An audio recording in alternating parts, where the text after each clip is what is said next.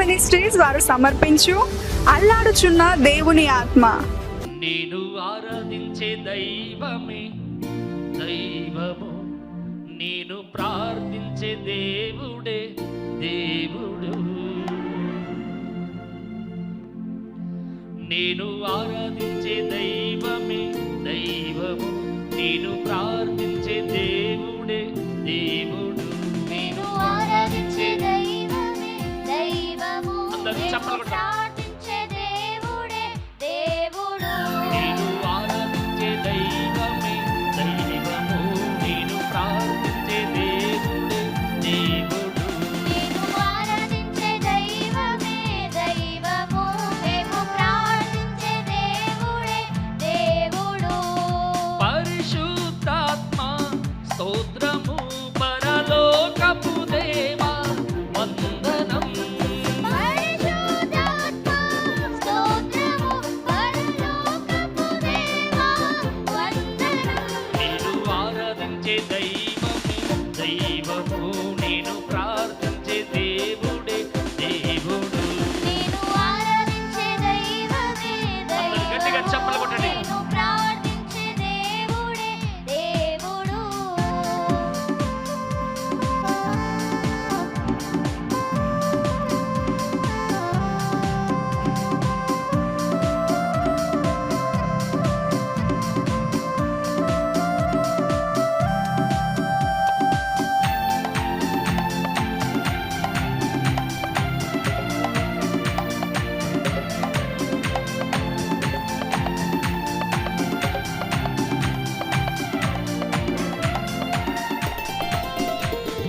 భూమి ఆకాశం ఆయన చేసెను, చెట్లు గుట్టలను ఆయన సృజించెను.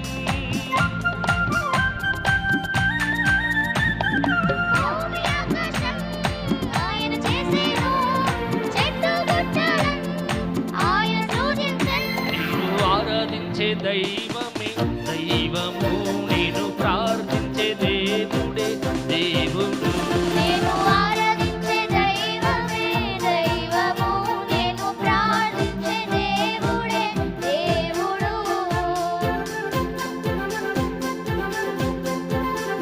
చప్పట్లు గట్టిగా స్తోత్రం.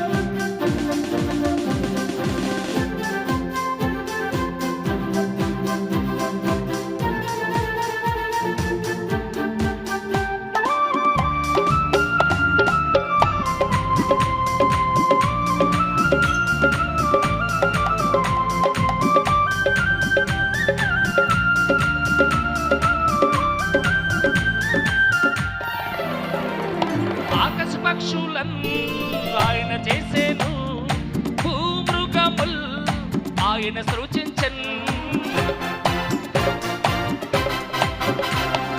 ఆకాశ పక్షులను ఆయన చేసెను, భూమృగములను ఆయన సృజించెను. నేను ఆరాధించే దైవమే దైవము, నేను ప్రార్థించే దేవుడే దేవుడు.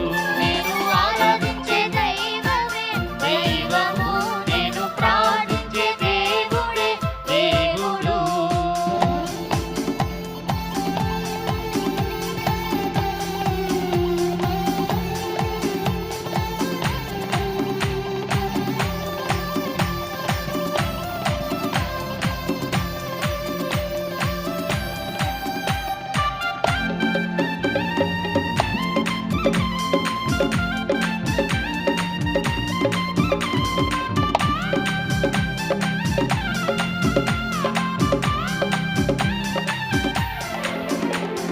సూర్య చంద్రులను ఆయన చేసెను, నక్షత్రములను ఆయన సృజించెను.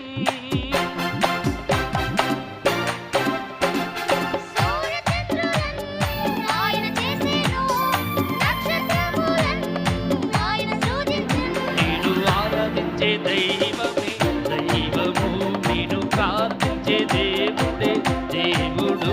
నేను ఆరాధించే దైవమే దైవము, నేను ప్రార్థించే దేవుడే దేవుడు. నేను ఆరాధించే దైవమే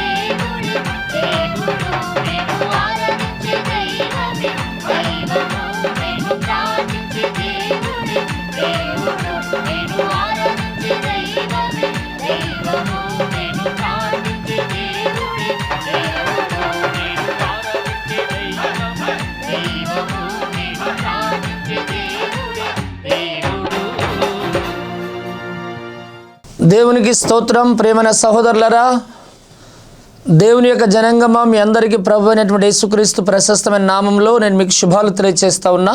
దేవుడికే మహిమ కలుగును గాక. దేవుడు గతించిన కాలమంతా తన మహాదయాన్ని బట్టి మనందరినీ దేవుడు కాపనందుకు అందరం ఒకసారి గట్టిగా స్తోత్రాలు చెల్లిద్దాం. హల్లెలూయా, హల్లెలూయా.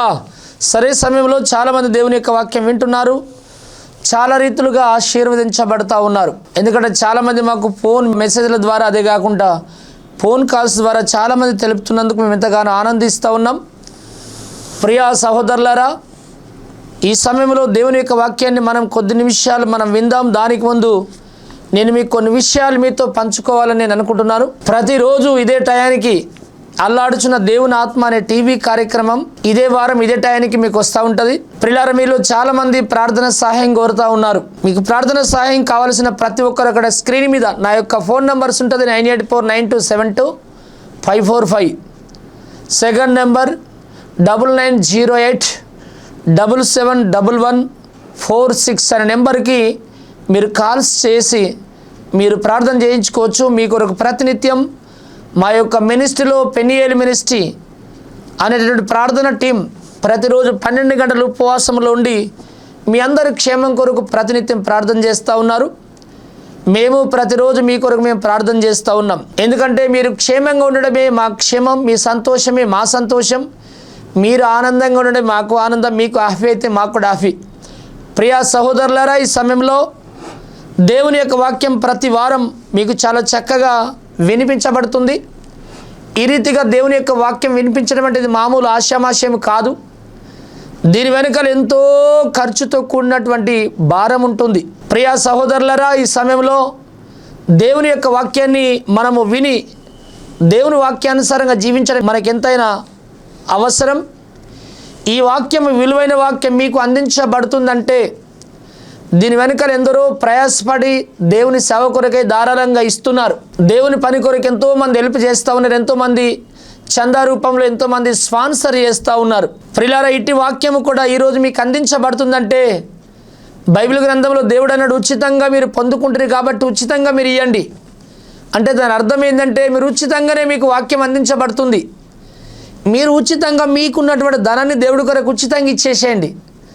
దానికి పరలోకంలో దేవుని యొక్క రాజ్యంలో గొప్ప దీవెన పొందుకుంటారు. ఒక యవనస్తుడు వచ్చాడు, నేను నిత్య జీవం పొందాలి, పరలోకం వెళ్ళాలంటే నేను ఏం చేయాలో ప్రభువా అని యేసుప్రభుని అడిగాడు. యేసుప్రభు అన్నాడు, ఆజ్ఞలు పాటించండి అన్నాడు. అయితే అవి నేను బాల్యం నుండి నేను పాటిస్తూ వస్తున్నా అని చెప్పి ఆయన అన్నాడు. యేసుప్రభు అన్నాడు, అన్నీ చేస్తున్న వాస్తవమే కానీ నీకు ఇంకొకటి కొదువైంది, కొరత ఉంది అన్నాడు. ఏంటిదంటే నీకున్నటువంటి ఆస్తులన్నీ కూడా అమ్మేసి పేదలకు పంచిపెట్టు, ఉత్త చేతులు కలిగిన వాడవంటే ఏమి లేని వాడవా ఇచ్చి నన్ను వెంబడించు అని యేసుప్రభు అన్నాడు.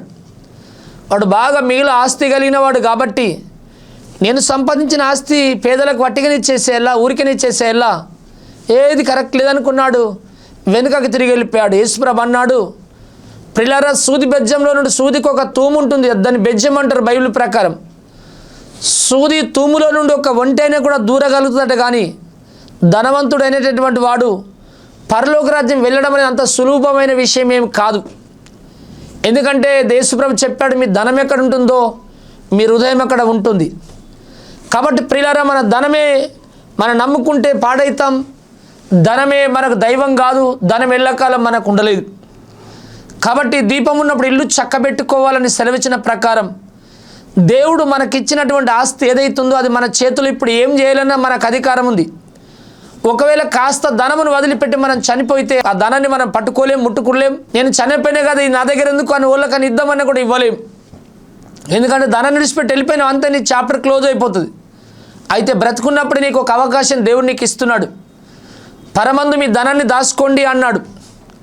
అక్కడ చిమ్మట్లు కొట్టావు, తుప్పు పట్టావు, దొంగలు కన్నం వేసి దాన్ని దోసుకోరు. ఎందుకంటే పరలోకంలో ధనానికి భద్రత ఉంటుంది. భూలోకంలో జీవించిన కాలమంతా కూడా నీ ధనాన్ని ప్రభు కొరకు ఎంతగా హెచ్చిస్తావో, ఎంతగా దేవుని పని కొరకు ఖర్చు పెడతావో దానికి ప్రతిఫలం పరమందు అంత గొప్ప దీవెనను పొందుకుంటావు. ఎందుకంటే 7 ఏళ్ళు శ్రమకాలం భూమి మీద ఇవ్వబడినటువంటి వాళ్ళకు ఉంటుంది. 7 ఏళ్ళు ఎత్తబడినటువంటి వాళ్ళకు పెండ్లి విందు ఉంటుంది. ఆ పెండ్లి విందులో ఉంటావు. ఆ తర్వాత యేసుక్రీస్తుల వారు ప్రభు అయిన దేవుడు ఈ లోకానికి భూమి మీద 1000 సంవత్సరాలు పరిపాలన చేయడానికి వస్తాడు. ఏకరాజు పరిపాలనలో కష్టాలు, నష్టాలు, దుఃఖాలు ఏవి ఉండవు. ఏకరాజు పరిపాలనలో యేసు ప్రభుతో కలిసి క్రీస్తుతో కూడా కలిసి 1000 సంవత్సరాల పరిపాలనలో ఏలుతూ ఉంటావు, నడుస్తూ ఉంటావు. దాని తదనంతరం నూతన యెరూషలేము భూమి మీదకి వచ్చినప్పుడు అప్పుడు తీర్పు తీర్చబడ పరలోకంలో నువ్వు వెళ్తూ ఉంటావు, యుగయుగాలు తరతరాలు ఆయనతో ఉంటావు. ఇప్పుడు భూమి మీద ఉన్నప్పుడు మందిరాల కొరకు ఇచ్చినటువంటి ధనం, పేద సేవకుల కొరకు ఇచ్చినటువంటి ధనం, ఇలాంటి మాలాంటి సేవకులు దగ్గర ఏమి లేకుండా ఎంతో కష్టపడి దేవుని యొక్క సేవను, దేవుని వాక్యాన్ని మీకు అందిస్తున్నాం టీవీ ద్వారా. దీనికి ఎంతో ఖర్చు ఉంది. ఇలా చేసినటువంటి సహాయము, ఇలా స్పాన్సర్ చేస్తే దీన్ని మీరు పరలోకంలో దాచుకుంటారు. మీరు పరలోకం వెళ్ళిన తర్వాత దారిద్రులుగా ఉండారు. దేవుని యొక్క సన్నిధానంలో అది మీరు అనుభవిస్తూ ఉంటారు. కాబట్టి అననీయ సఫీరా ధనాన్ని దాచుకున్నారు, ప్రాణాన్ని పోలగొట్టుకున్నారు. అట్నే ప్రియ సహోదరుడా, బైబిల్ చెప్తా ఉంది సామెతల గ్రంథం 11:28 ధనమును నమ్ముకుని వాడు పాడైపోతారట. కొంతమంది దాన్ని నమ్మి ఉరిలో పడిపోయిందట, కత్తులతో పడుచుకున్నారట, ఆత్మహత్యలు చేసుకున్నారట, కొంతమంది ప్రాణాలు తీసిందట.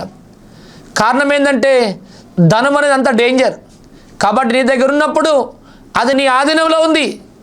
దేవుని పని కొరకు, దేవుని సేవ కొరకు నువ్వు ఇస్తే దేవుని నిన్ను ఆశీర్వదిస్తూ ఉంటాడు. ఎంతోమంది సేవకులు వాహనాలు, బైకులు లేక సైకిళ్ళ మీద వెళ్తూ ఉన్నారు, కాలినడకలో వెళ్తున్నారు, బస్సులో వెళ్తూ ఉన్నారు. వాళ్ళకి అలాంటి అవకాశాలు, అలాంటి సౌకర్యాలు వాళ్ళకు ఉంటే వాళ్ళు ఇంకా ముందుకెళ్ళి దేవుని సేవని ఇంకెక్కువ చేయగలుగుతారు. మీరు అలా చేయగలరా? ఎవరెవరో గొప్ప గొప్ప సేవకులకు మీరు దశంభాగాలు పంపి, గొప్ప గొప్ప సేవకులు పెద్ద పెద్ద సంఘాలకు మీ ప్రతిష్ఠిత అర్పణలు, మీ మొక్కుబడులు వాళ్ళకు పంపితే వాళ్ళు ఏం చేస్తారో తెలుసా? డబ్బును కూడబెడుతూ ఉంటారు.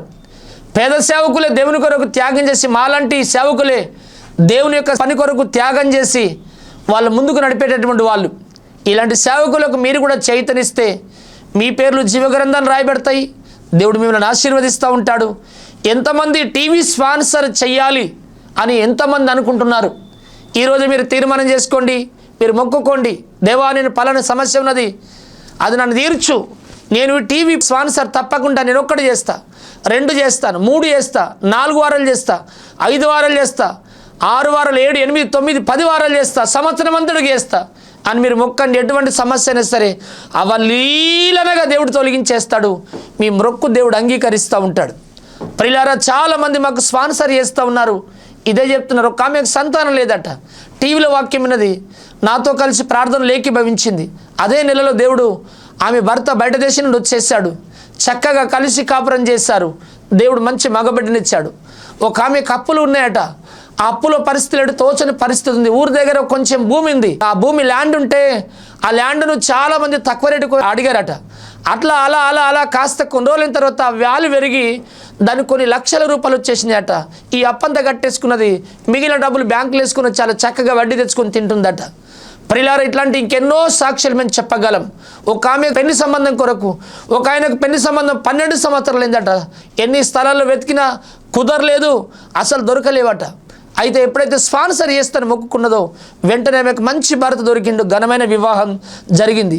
చాలామందికి సంతానాలు అవుతున్నాయి, రోగులు బాగుపడుతున్నారు, చాలామంది అద్భుతాలు చూస్తున్నారు, ఆశ్చర్యమైన కార్యాలు జరుగుతున్నాయి, అప్పులు తీర్చబడుతున్నాయి. మీ జీవితాల్లో కూడా అలాంటి కార్యాలు మీరు పొందుకోవాలంటే ఈరోజు మీరు తీర్మానం చేసుకొని ప్రభునామను ఘనపరచండి. దేవుడు మిమ్మల్ని, మీ కుటుంబాలను దీవిస్తూ ఉంటాడు. దేవునికి స్తోత్రం, హల్లెలూయా. ప్రియులారా, ఈరోజు దేవుని యొక్క వాక్యాన్ని మీతో కొద్ది నిమిషాలు నేను పంచుకుంటాను. ప్రియులారా, దేవుని యొక్క వాక్యం ఈ రీతిగా రాయబడింది. ఎందుకంటే 32వ దావీదు కీర్తన, దేవుని యొక్క వాక్యంలో 32వ దావీదు కీర్తన 8వ వచనం నేను చదువుతాను. నీకు ఉపదేశము చేసేదను, నీవు నడవలసిన మార్గమును నీకు బోధించదను, నీ మీద దృష్టించి నీకు ఆలోచన చెప్పేదను. చూడండి, 32వ దావీదు కీర్తన 8వ వచనాల్లో ఏమి రాయబడిందంటే ఇక్కడ నీకు ఉపదేశం చేస్తా అంటున్నాడు దేవుడు. రెండోది, నువ్వు నడవలసిన మార్గం నేను నీకు బోధిస్తా అంటున్నాడు. మూడోది ఏంటంటే నీ మీద దృష్టించి నేను నీకెప్పుడు కూడా ఆలోచన చెప్తానంటున్నాడు. ప్రియులారా, ఈ వాక్యంలో 3 విషయాలు మనకు కనబడుతున్నాయి. ఈరోజు నేను బోధించే అంశం ఏంటంటే నీకు ఉపదేశం చేసేదను, నీవు నడవలసిన మార్గాన్ని నీకు బోధించేదను, నీ మీద దృష్టించి నేను నీకు ఆలోచన చెప్పేదను. నా ప్రసంగం యొక్క హెడ్ అంశం. ప్రియులారా, ఈ చదవబడిన ఈ వాక్య భాగంలో 3 విషయాలు మనకి ఇక్కడ కనబడుతున్నాయి. ఒకటి, దేవుడు నీకు ఉపదేశము చేస్తానంటున్నాడు. ఎందుకంటే బైబిల్ గ్రంథంలో ఈ ఉపదేశము లేకపోతే మనుషులు తప్పుడు త్రోవ వెళ్తూ ఉంటారట. ఉపదేశకులు అనేకులు ఉండడం ద్వారా ఆ ప్రజలకు, ఆ పట్టణానికి ఆశీర్వాదకరమట. ప్రియులారా, ఆలోచనలు చెప్పడం ద్వారా పని సఫలమవుతుందట. ఆలోచన చెప్పేవారు లేకపోతే పని సఫలం కాదట. బైబిల్ చెప్తా ఉంది, ఆలోచన చెప్పువారు అనేకులు ఉండడం ద్వారా అది పట్టణానికి ఆశీర్వాదకరమట. ప్రియులారా, ఉపదేశించేవారు అనేకులు ఉండడం ద్వారా ఆ దేశానికి, ఆ ప్రాంతానికి, ఆ వ్యక్తికి, ఆ కుటుంబానికి అది ఆశీర్వాదకరమని దేవుని యొక్క వాక్యం చెప్తా ఉంది. ఇక్కడ 32 దావీదు కీర్తన బైబిల్ గ్రంథంలో 8వ వచనంలో దేవుడు అంటున్నాడు, నీకు ఉపదేశము చేస్తాను. ఎందుకంటే బైబిల్ గ్రంథంలో దేవుని యొక్క వాక్యంలో యెషయా గ్రంథం 48వ అధ్యాయము 17వ వచనాలు ఇక్కడ ఏముందంటే, నీ విమోచకుడును ఇశ్రాయేలు పరిశుద్ధ దేవుడనైన యెహోవా ఇలాగు సెలవిచ్చుచున్నాడు, నీకు ప్రయోజనము కలుగునట్లు నీ దేవుడనైన యెహోవానగు నేనే నీకు ఉపదేశము చేయుదును, నీవు నడవలసిన త్రోవను నిన్ను నడిపించుదును అంటున్నాడు. ప్రియులారా, నీకు ఉపదేశం చేస్తాను అని దేవుడు అంటున్నాడు. నీకు ఉపదేశం చేస్తాడట. ప్రియులారా, దేవుడు ఉపదేశం చేసే దేవుడుగా మనకెప్పుడు కూడా ఉంటాడని బైబిల్ గ్రంథం సెలవిస్తుంది. దేవుని యొక్క వాక్యంలో బైబిల్ గ్రంథంలో చదివితే యెషయా గ్రంథం 2వ అధ్యాయం 3వ వచనం చదివినట్లయితే, ఆ కాలమున సియోనులో నుండి ధర్మశాస్త్రం వస్తుందట, యెరూషలేములో నుండి యెహోవా వాక్కు బయలు వెళ్తుందట. జనములు గుంపులు గుంపులుగా వచ్చి యాకోబు దేవుని మందిరమునకు, యెహోవా పర్వతమునకు మనము వెళ్ళుదాము రండి, ఆయన తన మార్గముల విషయమై మనకు ప్రతినిత్యం బోధిస్తాడు రండి అని అంత్య దినములలో అనేకులు దేవుని మందిరానికి వచ్చి ఆయన వాక్యం వినడానికి, ఆయన ఉపదేశం వినడానికి అనేకులు పరిగెట్టుకొని వస్తారు అనే మాట బైబిల్లో రాయబడింది. ఇంకా బైబిల్ గ్రంథంలో దేవుని యొక్క వాక్యంలో మనం చదివితే ఇక్కడ ఏమి రాయబడిందంటే, యెషయా గ్రంథం 54వ అధ్యాయం దేవుని యొక్క వాక్యంలో 13వ వచనంలో మనం చదివితే ఇక్కడ ఏముందంటే, నీ పిల్లలందరూ యెహోవా చేత ఉపదేశం నందుదురు, నీ పిల్లలకు అధిక విశ్రాంతి కలుగును అనే మాట రాయబడింది. దేవుడు ఉపదేశం చేసే దేవుడు. ప్రియులారా, మన జీవితాల్లో ఉపదేశం లేకనే చాలామంది వ్యర్థులవుతున్నారు, చాలామంది ఫెయిల్ అవుతున్నారు, చాలామంది జీవితంలో ఓటమి పాలవుతున్నారు, చాలామంది ఓడిపోతున్నారు, చాలామంది అపజయం పాలవుతున్నారు. ఉపదేశం లేక చాలామంది త్రోవ తప్పుతున్నారు. దేవుడు అంటున్నాడు, నీకు ఉపదేశము నేను చేస్తాను, నీ పిల్లలందరూ యెహోవా ఉపదేశం నందుతారు, నీ పిల్లలకు అధికా విశ్రాంతి అనగా బలం కలుగుతుందని చెప్పి దేవుడు సెలవిస్తూ ఉన్నాడు. దేవునికి స్తోత్రం. నీకు ఉపదేశం చేసే దేవుడు నీకు ఎప్పుడు తోడుగా ఉండును గాక. హల్లెలూయా.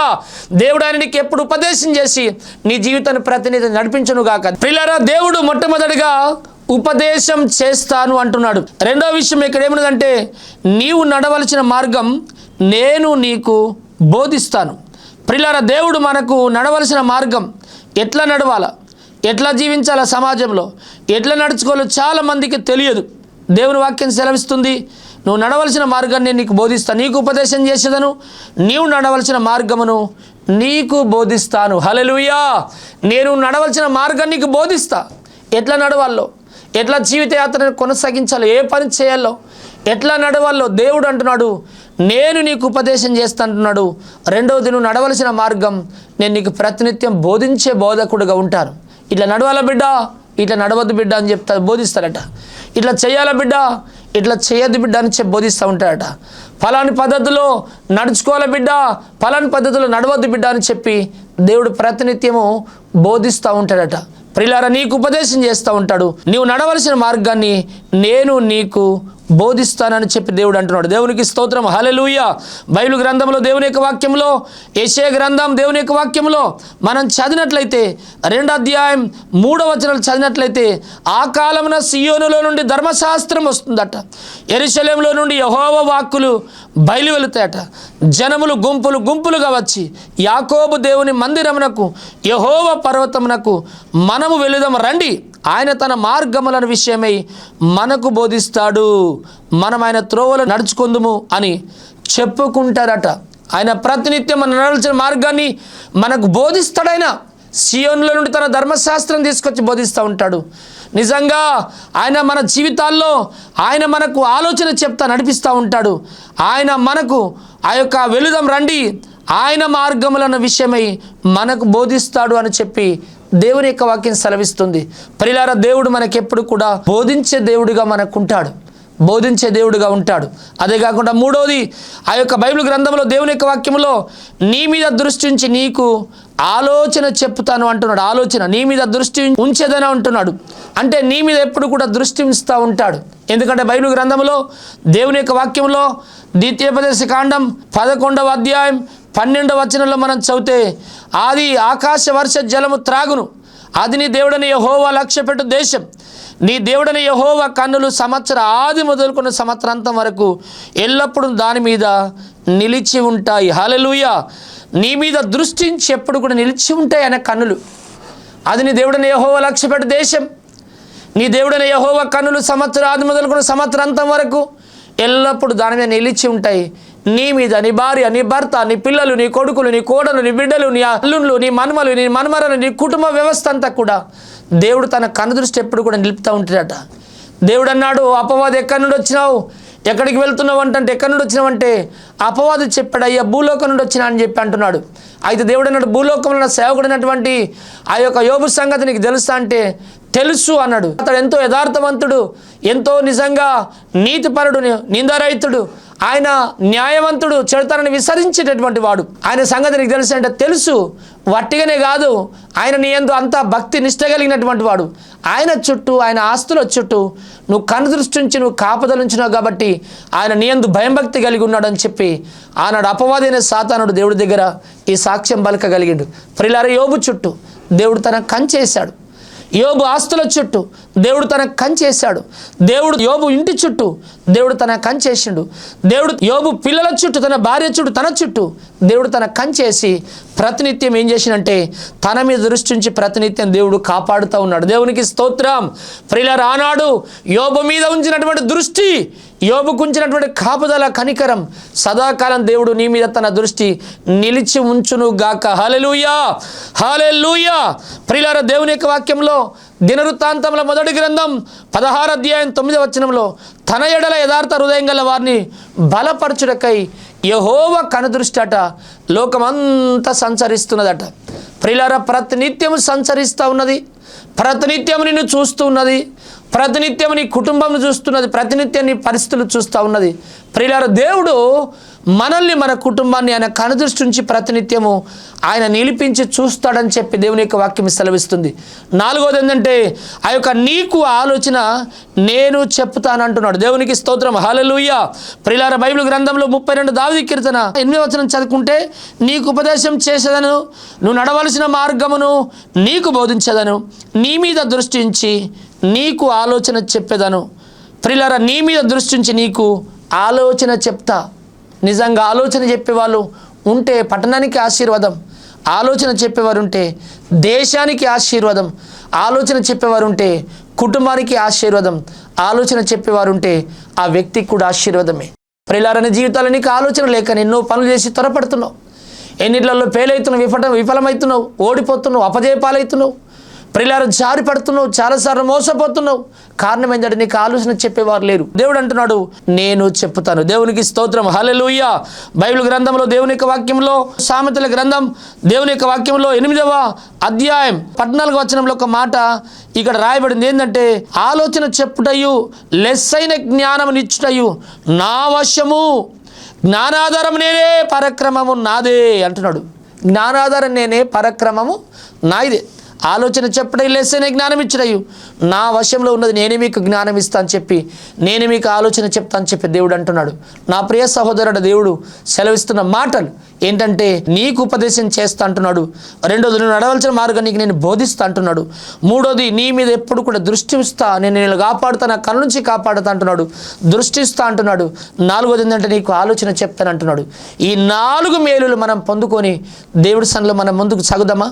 ప్రియ సహోదరులారా, ఈ 4 మేలు ఎంతమంది పొందుకోవాలనుకుంటున్నారు? ఎంతమంది మీ జీవితాల్లో దేవుడు నీకు ఉపదేశం చేయాలని అనుకుంటున్నారు? ఎంతమంది మీ జీవితాల్లో నువ్వు నడవలసిన మార్గం దేవుడు నీకు బోధించాలని అనుకుంటున్నారు?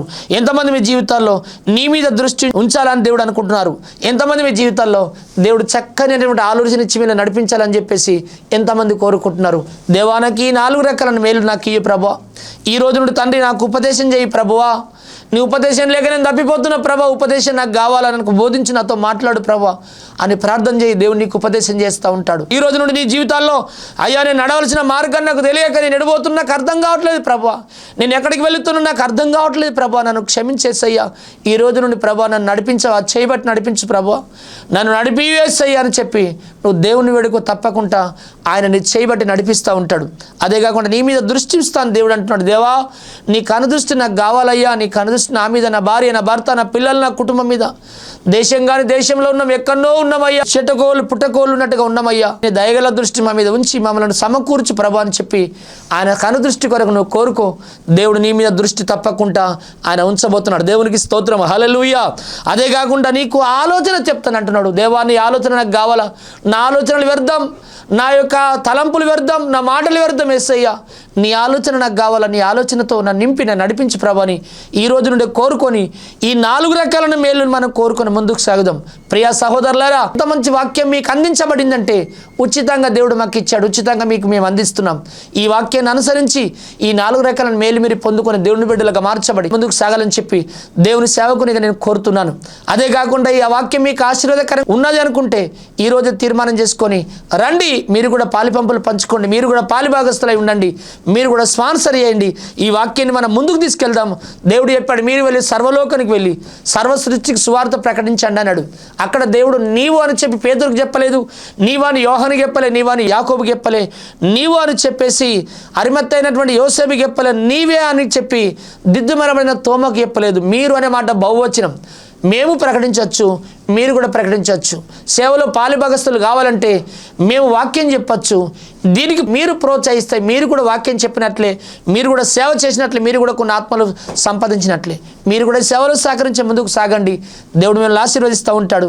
తెలంగాణ రాష్ట్రం నిజామాబాద్ జిల్లా పోస్ట్ మండల్ మోర్తాడ్లో ప్రతి ఆదివారం 12 గంటల నుండి 3 గంటల వరకు అక్కడ ఆరాధన జరుగుతుంది. దాని చుట్టూ ఉన్నటువంటి వారు ఎవరైనా సరే రండి, పాలిపంపులు పంచుకోండి, ఆరాధనలో ఏకీభవించి ప్రభువుని ఆరాధించండి. యేసయ్య మీ అందరినీ కూడా రమ్మని చెప్పి పిలుస్తూ ఉన్నాడు. ప్రతి ఆదివారం సుంకెట్లో 9 నుండి 12 వరకు, ప్రతి ఆదివారం నిజామాబాద్ జిల్లా తెలంగాణ రాష్ట్రం భీమ్గల్ మండల్ బెజ్జోర గ్రామంలో 9 నుండి 11 వరకు, ప్రతి ఆదివారం భీమ్గల్లో 11 నుండి 1 గంట వరకు జరుగుతుంది. రండి, కలిసి ఆరాధిద్దాం. యేసయ్య మిమ్మల్ని రమ్మని పిలుస్తున్నాడు. రండి. దేవుడు ఈ వాక్యం మన ఆత్మలో మేలు నిమిత్తమై దేవుడు దీవించి ఆశీర్వదించను గాక. ఆమేన్. సర్వాధికారి మా తండ్రి, నీకు వందనాలు. నీ బిడ్డలు ఎంతో మంచిగా నీ చక్కగా నీ వాక్యం విన్నారు తండ్రి. నీకు స్తోత్రం. ఈ నా వాక్యం విని వాడు చెప్పి నడిచినటువంటి వాడు ప్రభాత నీకు స్తోత్రం, మరణంలో నుండి జీవంలోనికి దాటుతారన్నావు. నీ వాక్యం విని ఉంటుండగా నీకు ఉపదేశం చేస్తానన్నావు, నడవలసిన మార్గాన్ని నీకు బోధిస్తానన్నావు, నీ మీద దృష్టి ఇస్తానన్నావు, నీకు ఆలోచన చెప్తానన్నావు. విన్న వాక్యం అందరి హృదయాల నీరు కట్టి ఫలింపచ్చే ఆశీర్వదించు. ఎవరైతే ఈరోజు స్పాన్సర్ చేశారో వారిని దీవించి మెండైన ఆశీర్వాదాలు వారి కుటుంబానికి అనుగ్రహించు. జీవం కలిగిన నీ వాక్యం ప్రతి ఒక్కరిని ప్రభాత నిలబెట్టి నడిపించును గాక. ఇంక అనేకులు ప్రోత్సహించి దీంట్లో పాలిపంపులు పొందుకొని అనేకులు తండ్రి నీకు స్తోత్రం స్పాన్సర్ చేయుదురుగాక. ఈ వాక్యం వింటున్న ప్రతి ఒక్కరిని దీవించు. ఈ టీవీ చూస్తూ ఈ యొక్క యూట్యూబ్ కార్యక్రమాన్ని కూడా చూస్తున్నటువంటి ప్రసంగాన్ని వింటున్న ప్రతి ఒక్కరిని ఆశీర్వదించు. వారు కోరుకున్న రేవుకు నీ దృష్టి నుంచి నువ్వు బోధించి నడిపియ్యు. వారికి ఉన్న సమస్యలను యేసు నామంలో తొలగించు. తోడుగా ఉండు. వారు ఒంటరితనం తొలగించి ధైర్యం ఇచ్చి చైతన్యం నడిపించి కాపాడండి, ఆశీర్వదించండి. యేసు నామంలో ప్రార్థిస్తున్నాం తండ్రి.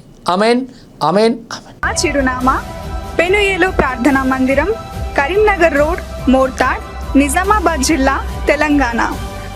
మీరు సంప్రదించవలసిన మా ఫోన్ నంబర్లు 9849272545, 9908771146.